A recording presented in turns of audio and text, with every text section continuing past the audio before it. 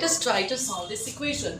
हमारे पास है cos a over 1 plus sine a plus 1 plus sine a over cos a equals to 2 second a। इन्हें हमने prove करना है कि दोनों साइड्स इक्वल हैं।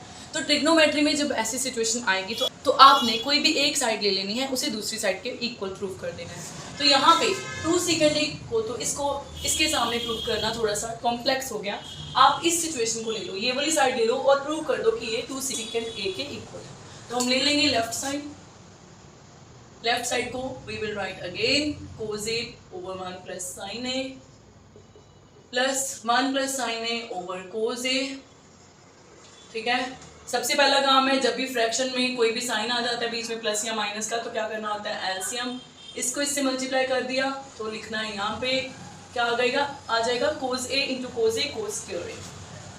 अब ये दोनों सेम है, इन दोनों को जब ऐसे मल्टीप्लाई किया एलसीएम के लिए तो इनका भी हो जाएगा होल स्क्वायर। ठीक है, नीचे क्या लिखना होता है, नीचे जो भी टर्म्स हैं उनको एज सच लिख देना है। तो सिंगल पहले लिख दो, जिसमें 2 टर्म्स हैं उनको ब्रैकेट डाल के लिख दो।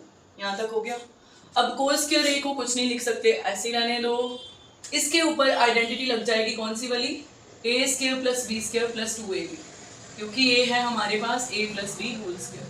ठीक है, तो a कितना है 1 का स्क्वायर, b कितना है साइन a का स्क्वायर हो गया साइन स्क्वायर a, फिर 2ab 2 into 1 2 into sine a 2 sine a। ठीक है, ये आप ब्रैकेट में लिख दो।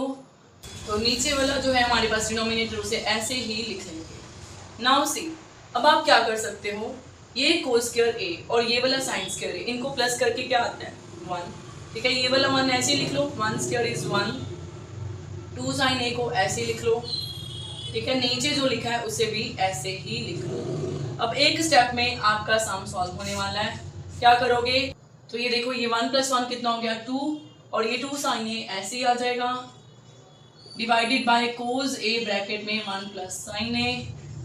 इनमें 2 कॉमन है, तो जब भी कॉमन हो तो बताने की जरूरत नहीं, कॉमन निकाल देना है बाहर। जो बचा उसे अंदर लिख दो। ठीक है, यहाँ नीचे क्या है cos a ब्रैकेट में 1 प्लस साइन a।